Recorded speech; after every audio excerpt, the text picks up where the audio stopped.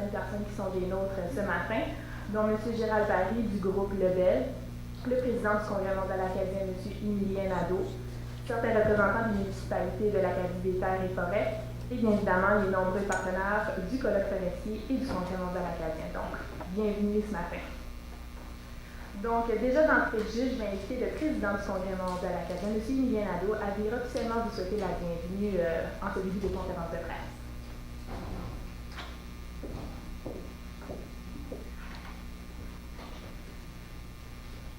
Donc, bonjour tout le monde. Comme vous le savez, le volet économique à l'intérieur du Congrès mondial acadien pour nous est extrêmement important parce que c'est le lait que nous voulons laisser par après. Comme c'est dit dès le départ, on voulait recréer une région qui avait déjà été beaucoup plus forte et de faire de cette région-là une région économique forte en commençant par son contrôle de se mettre ensemble et de l'exploiter. Le colloque sur la foresterie, pour nous, est d'une extrême importance pour plusieurs raisons. D'abord, la foresterie, c'est depuis bien des années, c'est la base même de notre économie. Nos liens aussi en foresterie ont toujours été très étroits. Si je me rapporte uniquement, moi, je suis encore jeune, là, mais de ce que je me rappelle, avec la compagnie Fraser, où nous étions à la fois au Nouveau-Brunswick, au Maine, au Québec, où on travaillait tous ensemble. Je me rappelle que les premières fois que j'ai été en forêt avec mon père, c'était pour la compagnie Fraser, entre autres. Les jobbers, à ce moment-là, comme on les appelait, excusez mon mauvais français, comme on les appelait à ce moment-là, beaucoup étaient de Dévely, puis ceux qui étaient à Cabano travaillaient beaucoup plus au moulin, puis les autres étaient en forêt, mais il y avait un lien extraordinaire dans cette région-là en termes de foresterie. Donc on part de là. On part de là, et avec le temps, tout ça a évolué pour en arriver à ce que nous faisons aujourd'hui.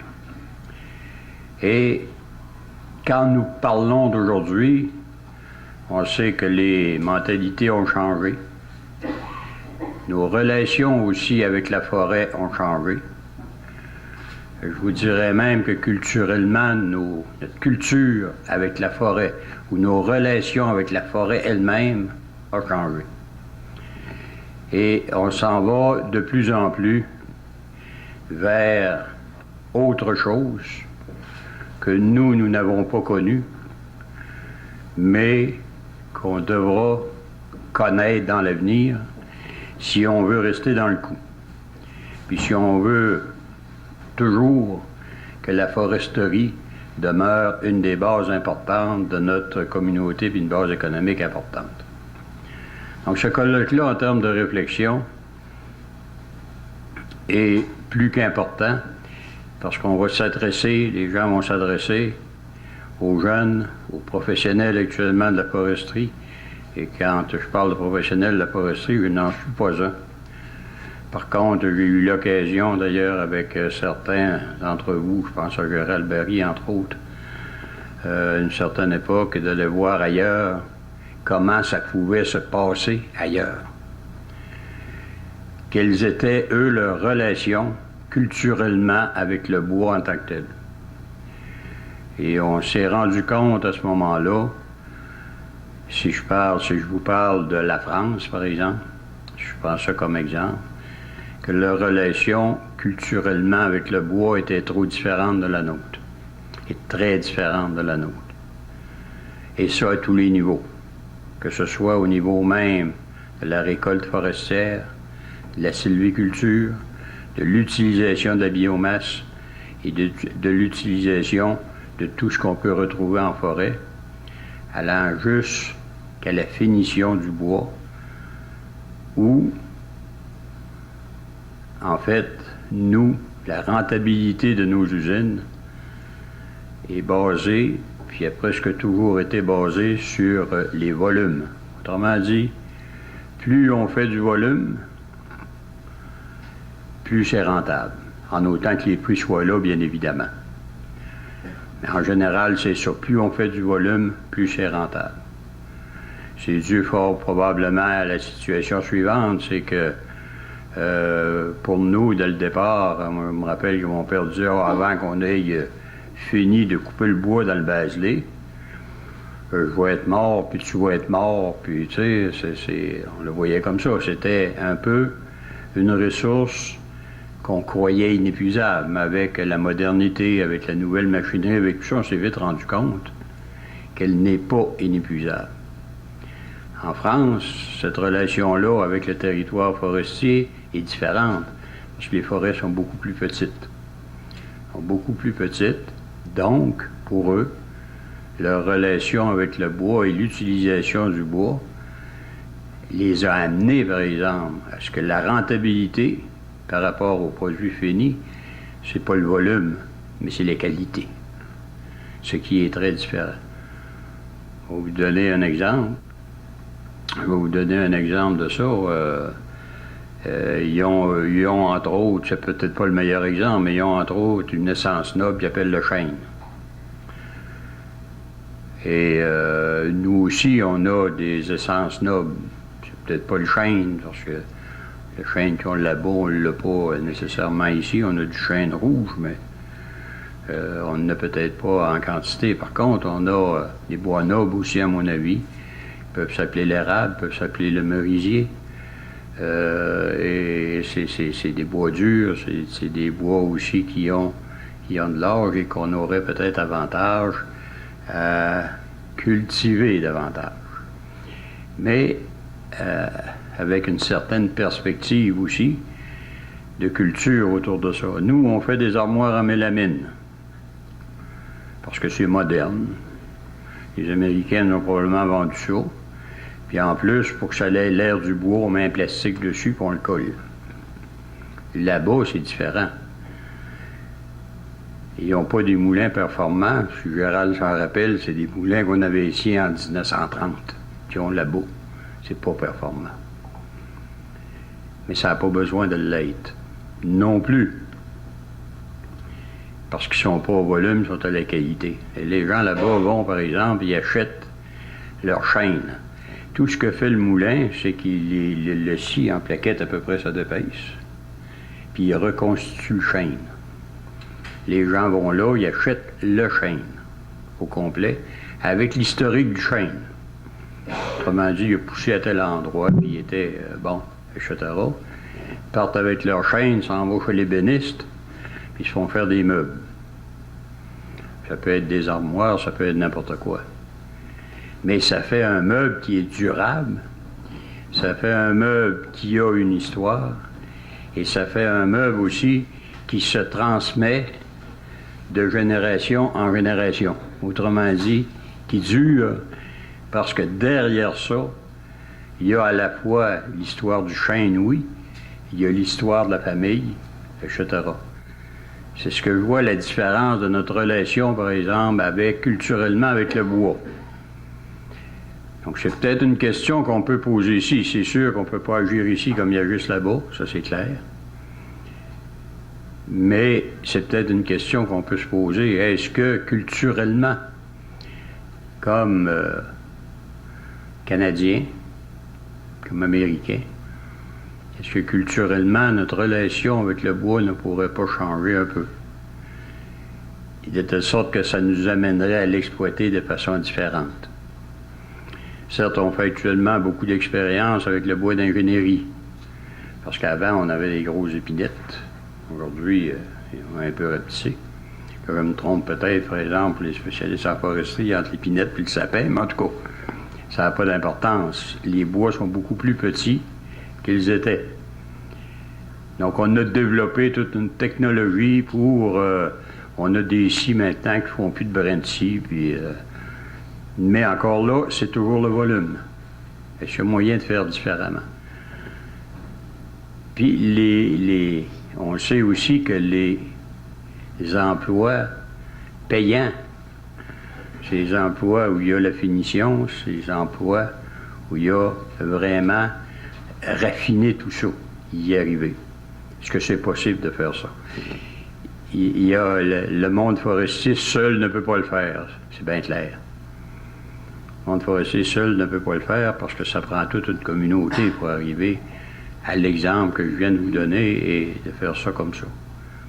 C'est la même chose au niveau de la gestion de la forêt. Et, on a remarqué que plus particulièrement, les gouvernements ont une forte tendance, pour ne pas dire un incontournable, en termes d'exploitation, de sylviculture, etc., d'avoir des normes, un cahier de normes, des CDP, que les gens sont obligés de suivre comme si c'était la loi. Et s'ils ne font pas, s'il en manque une là-dedans, bien, ils payent l'amende. De telle sorte que ça enlève un peu la responsabilité, un peu, beaucoup, pas mal, la responsabilité des gens qui vraiment sont en forêt et qui pourraient et qui connaissent leur territoire. Et là aussi, si je fais la comparaison, par exemple, avec la France, c'est beaucoup plus personnalisé. Dans le sens que le forestier a une grandeur à s'occuper, un certain nombre d'acres, et c'est lui qui cultive sa forêt. Dans certains cas, vous me dites c'est petit, on ne pourrait pas faire ça ici, je suis d'accord avec vous, ces arbres, on est non. Et quand ça vient le temps de récolter, c'est lui qui décide lequel on va chercher. Ça ne se décide pas au gouvernement parce qu'il est rendu à tel... parce qu'il connaît sa forêt.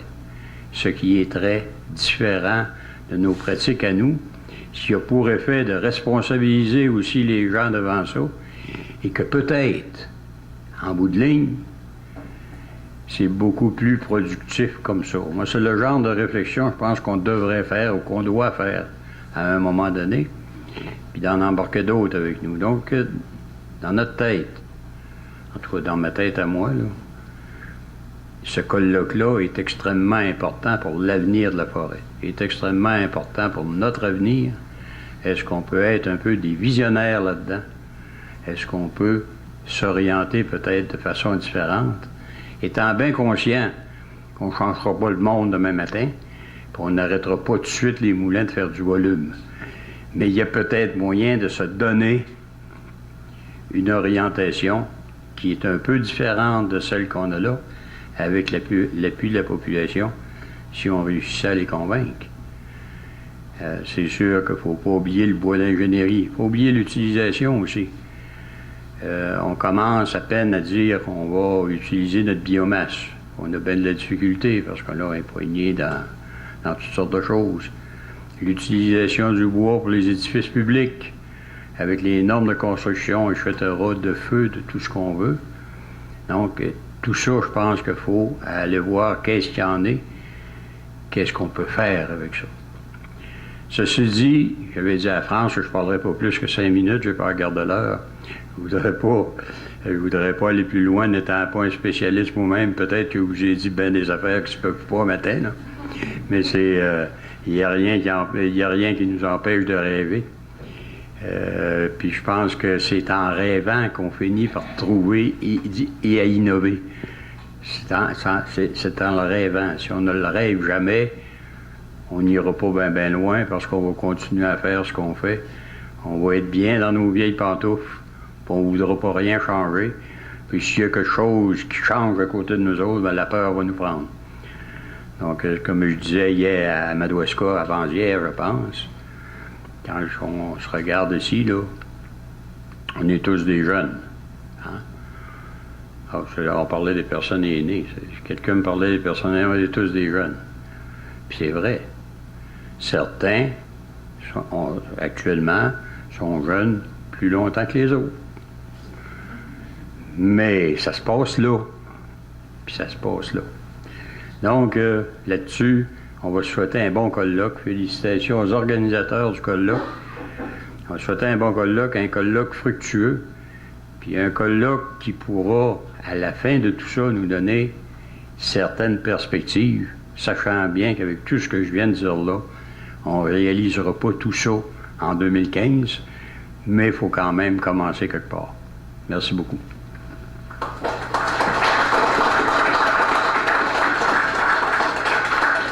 Merci beaucoup, M. Nadeau. J'aimerais également souligner la présence de M. Jean-Claude Savoie, président du groupe Savoie et également chancelier de l'Université de Moncton. Le groupe Savoie qui est également un partenaire bronze dans cette belle aventure du Congrès mondial acadien. Donc, je vais immédiatement passer la parole à M. Daniel Gautreau qui va nous dévoiler le programme d'activité de ce colloque forestier. Merci, France. Difficile à suivre un discours comme ça. On va essayer. Donc, mesdames et messieurs des médias, Monsieur Savoie, j'ai également vu Monsieur Landry derrière, bonjour, cher Monsieur Barry, distingués invités, amis du CMA, chers collègues, bonjour. Permettez-moi à mon tour de vous souhaiter la plus cordiale des bienvenues à cette conférence de presse ayant pour but de dévoiler la programmation du colloque forestier du Congrès mondial acadien 2014. Mon nom est Daniel Gautreau et j'ai le plaisir d'être le coordonnateur de cet événement important qui se déroulera les 18 et 19 août prochains sous le thème « La foresterie enracinée de la modernité » ou encore en anglais « Forestry Innovative by Nature ». Comme vous le savez sans doute, le monde de la foresterie est en constante évolution. Les professionnels du domaine forestier travaillent sans cesse afin d'améliorer la gestion de nos forêts et de diversifier les produits que nous en retirons. Donc, j'espère qu'on va aller soulager un peu les inquiétudes de M. Nadeau. Nous avons voulu créer un colloque forestier qui reflète ces deux réalités. Ainsi, notre colloque forestier se veut un événement rassembleur qui permettra de faire une mise au point sur différentes voies d'avenir pour nos forêts et définir quel rôle la foresterie moderne jouera dans notre société. Ce colloque offrira une tribune importante pour les professionnels et les scientifiques du domaine de la forêt afin qu'ils puissent échanger sur les dernières connaissances et la technologie de pointe, tout en ciblant les défis importants et les solutions possibles à la gestion forestière et à la mise en marché de certains produits forestiers. Ce colloque permettra d'ailleurs d'examiner 4 thèmes principaux liés aux forêts et à leur gestion. Voici donc un aperçu des 4 volets qui seront présentés. D'abord, le premier grand volet que nous allons examiner s'appelle la foresterie de précision dans la forêt de l'Acadie. La foresterie de précision occupe une place de plus en plus importante en gestion forestière. Et l'organisateur principal de cette partie de notre colloque, l'Institut de recherche sur les feuillus nordiques, est un leader en la matière. Lors des activités qui se dérouleront en forêt, les participants de ce volet auront l'occasion d'approfondir leurs connaissances et de participer activement à des ateliers liés à différentes techniques et technologies qui constituent la foresterie de précision. De nouveaux outils comme les aéronefs sans pilote et la technologie de balayage au laser seront présentés. De nouvelles méthodes de prise de décision et de gestion des forêts comme le martelloscope et les opérations multitraitement seront également examinées. Un deuxième volet que nous allons regarder se nomme l'acériculture et les produits forestiers non ligneux de nos forêts. Donc, il n'y a pas que du bois en forêt. Les produits forestiers non ligneux, qu'on appelle souvent les PFNL, constituent une richesse incontournable et ce volet vous propose une exploration de la gestion des PFNL ainsi que les défis et opportunités de mise en marché des différents produits. La journée débutera par la présentation de 3 conférenciers de renom en salle pour ensuite poursuivre la journée sur le terrain avec la visite d'une érablière, d'une champignonnière commerciale de shiitake et d'une fabrique de boissons alcoolisée à base d'eau d'érable. Les participants découvriront différentes facettes liées au PFNL des 3 régions hôtesses et auront l'occasion d'apprendre comment évaluer l'état de santé d'une érablière, de mieux comprendre les défis d'établissement de production et de la mise en marché de produits de shiitake et de produits alcoolisés à l'érable. Ça sonne bon, ça. Un autre volet que nous allons regarder, c'est concernant l'utilisation de la biomasse forestière au nord-est de l'Amérique du Nord. Donc, la gestion et le développement de la biomasse forestière sont parmi les sujets d'actualité les plus importants dans le domaine de la foresterie. Certes, La biomasse forestière constitue un potentiel de marché indéniable, source d'énergie renouvelable, propre, qui permettrait de réduire les émissions de gaz à effet de serre. Les avantages pour le développement des marchés de la biomasse forestière sont nombreux. Malgré ces avantages, le développement de la biomasse forestière comporte plusieurs défis technologiques et de mise en marché. De plus, il faut s'assurer que l'exploitation de cette ressource s'effectue dans le respect et le principe de la gestion durable de nos forêts. Les organisateurs du colloque forestier proposent donc une réflexion sur l'utilisation et la gestion de la biomasse forestière à des fins énergétiques dans l'Acadie des terres et forêts. Un regard sur les technologies émergentes en conversion de la biomasse forestière en bioénergie, ainsi qu'un aperçu de la production de produits chimiques à partir de la biomasse forestière. Pour clore la session, un panel d'experts discutera des opportunités et défis futurs de la biomasse forestière pour la grande région de l'Acadie des terres et forêts. Et finalement, le quatrième volet que nous allons développer pendant ce colloque se nomme les nouveaux produits forestiers en émergence en Amérique du Nord. Donc, l'innovation demeure la pierre angulaire du développement économique nord-américain, y compris dans la région de l'Acadie des terres et forêts. Le secteur forestier ne fait pas exception à la règle et le développement économique de l'industrie forestière passe par l'innovation. Fort heureusement, le bois est une ressource primaire, versatile, malléable, aux propriétés multiples et renouvelables. Les chercheurs et inventeurs travaillent sans cesse à optimiser cette merveilleuse ressource qui permet non seulement de répondre à des besoins criants de notre société moderne, mais aussi de développer de nouveaux marchés qui stimulent la création d'emplois et les retombées économiques. Les organisateurs du colloque forestier vous proposent donc un regard vers le futur afin de vous présenter les nouveaux produits forestiers en émergence. Donc voilà, ça c'est les 4 grands volets que nous allons développer pendant le colloque forestier. Cependant, étant donné que nous serons dans un contexte de célébration de l'Acadie, nous avons aussi un événement bien important qu'on a, c'est le souper-conférence. Donc, pour bien clore la première journée d'activité, on vous propose un souper-conférence qui se déroulera au campus d'Edmundston de l'Université de Moncton. Ce souper-conférence sera un moment idéal pour se détendre, fraterniser entre collègues et faire de nouvelles connaissances. Pendant la soirée, nous aurons l'honneur d'accueillir le président du comité sénatorial de l'agriculture et forêt, le sénateur Percy Muckler, qui adressera la foule. De plus, le conférencier d'honneur de la soirée, il est avec nous aujourd'hui, de la soirée sera nul autre que le président de Groupe Savoie et chancelier de l'Université de Moncton, M. Jean-Claude Savoie, un Acadien qui atteint les plus hauts sommets dans le monde de la foresterie. Ce sera sans doute, de toute évidence, une soirée à ne pas manquer. Donc, le colloque forestier nous offre le privilège d'accueillir parmi nous au-delà de 22 des meilleurs experts de leurs domaines respectifs. Ce sera sans doute un événement important pour le monde de la foresterie et pour le grand territoire de l'Acadie des terres et forêts. Maintenant, comme vous le soupçonnez, ce genre d'événement ne s'organise pas sans partenariat ou sans appui de différents intervenants. Donc, c'est ainsi qu'il est très important pour nous de prendre un petit moment pour remercier nos partenaires financiers, sans qui l'organisation d'un tel événement serait impossible. Donc, on a 4 grandes catégories financières pour notre colloque forestier. Ici, c'est la catégorie platine, donc le plus haut niveau. Nous avons d'abord le groupe Savoie. Nous avons Alpa Équipement.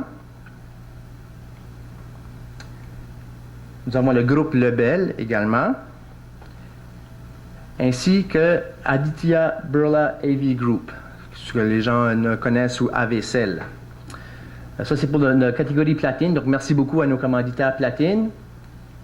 Nous avons également une catégorie or qui est représentée par la compagnie Norampac, Cascade. La catégorie argent, M. J.D. Irving Limited, la compagnie J.D. Irving. Et finalement, la catégorie bronze, qui est représentée par le groupe NBG, Bégin, ainsi que le groupement forestier de Témiscouata Inc. et Acadian Timber. Donc, ces partenaires financiers-là, on les remercie profondément. C'est grâce à eux et leurs appuis financiers que ça nous permet justement de faire un événement à la hauteur des attentes là, des gens de la foresterie. Et puis, je termine là-dessus. Je vais également tout simplement souligner aussi le travail acharné là, du comité organisateur. Donc, on est composé d'un petit groupe passionné de la forêt et de la foresterie. Donc, je vais les mentionner ici. Puis peut-être ceux-là qui sont dans la salle, vous n'avez qu'à lever la main. Donc, nous avons d'abord M. Manuel Lamontagne, qui est professeur ici à l'École de foresterie. Manuel est responsable du volet acériculture et les produits forestiers non ligneux. Nous avons M. Roger Robitaille, ingénieur forestier et consultant expert pour le réseau forêt-bois matériaux de Témiscouata et il est responsable du volet de la biomasse forestière. Nous avons M. Éric Labelle, chercheur à l'Institut de recherche des feuillus nordiques et responsable du volet de la foresterie de précision. Nous avons Mme Diane Landry, agente de projet pour la forêt expérimentale de l'École de foresterie à l'UMCA. Nous avons Mme Martine Mercure. Je ne l'ai pas vue, Martine. Elle a une grosse journée hier, j'imagine. Donc, Martine également, elle n'est pas là. Donc, elle est agente à la mobilisation des connaissances avec l'Institut de recherche des feuillus nordiques. Travaillante.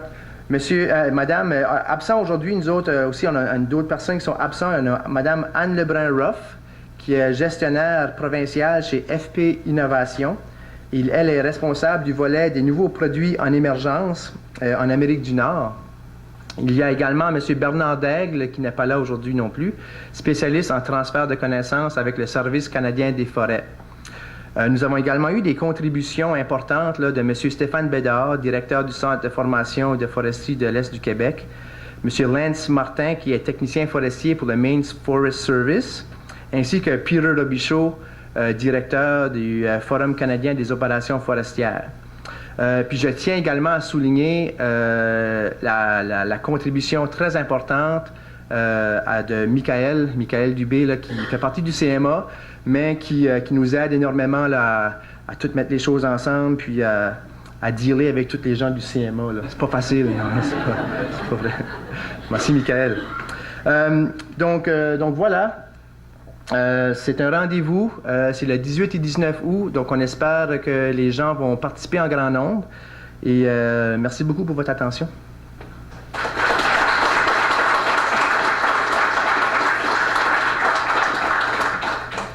Merci beaucoup, M. Gautreau. Maintenant, en question de clore cette conférence de presse, j'inviterai le directeur général du Congrès mondial acadien, M. Léopold Charret, à venir prendre la parole.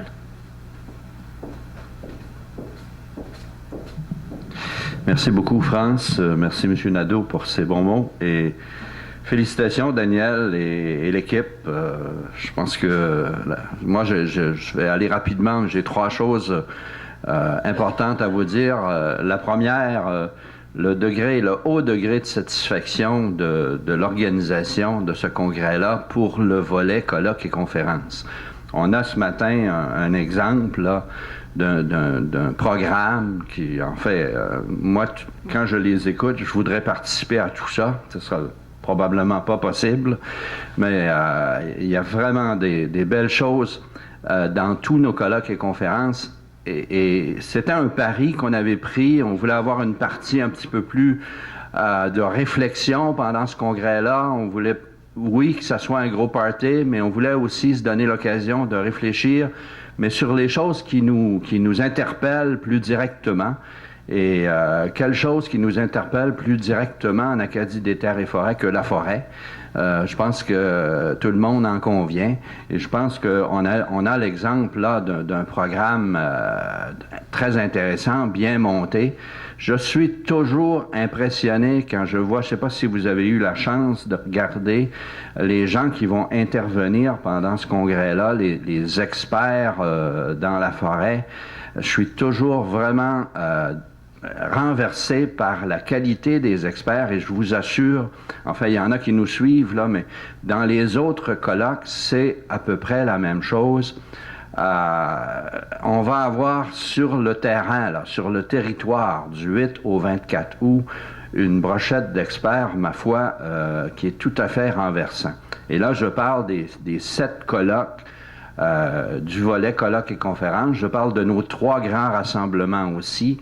Et je parle aussi, évidemment, de tous les intervenants qui vont ajouter à ça dans le volet économique. Donc, je pense que ça, c'est un volet qui est réussi déjà. Il reste aux gens à s'inscrire, comme Daniel dit, et j'espère que vous le serez en grand nombre. La deuxième chose que je veux vous partager, c'est la fierté aussi de parler de la forêt dans un monde universitaire, dans une faculté de la foresterie qu'on a dans ce coin-ci, et ma foi, qu'on a besoin de soutenir, de garder. C'est un volet important de notre université. Je crois qu'avec ce colloque-là, je me trompe peut-être, mais je crois qu'on ouvre un petit peu aussi cette faculté ici à la région au total. Je vois des gens du Témiscouata, donc c'est dans notre esprit, c'est aussi votre faculté, les gens du Maine aussi. Donc je pense que ça, c'est preuve d'avenir. Et ce lien entre une faculté universitaire et le monde du travail qu'on voit présent ici aussi est absolument essentiel. Je pense que la foresterie fait de grands pas. L'un des plus grands pas, c'est qu'une personne qu'on connaît tous et qu'on admire est devenue chancelier de l'Université de Moncton à travers la foresterie, en quelque sorte. Ça démontre que c'est important. Donc, moi, je vous laisse là-dessus. Je sais que France vous invitera probablement au café et tout ça et à avoir quelques discussions ensemble. Mais je tiens sincèrement à féliciter l'équipe qui a organisé ce colloque-là et en fait, j'ai pas besoin de leur souhaiter, je sais que ce sera un énorme succès. Merci beaucoup.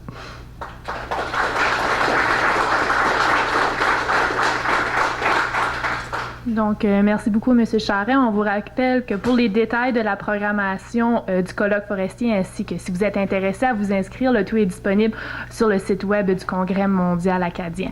Donc, voilà, c'est ce qui conclut cette conférence de presse. Les divers intervenants seront disponibles pour les gens des médias pour faire des entrevues. Et comme Léopold vous le mentionne, on vous invite à rester des nôtres. Il y a du café, un petit goûter à l'arrière. Donc, merci beaucoup encore et à la prochaine.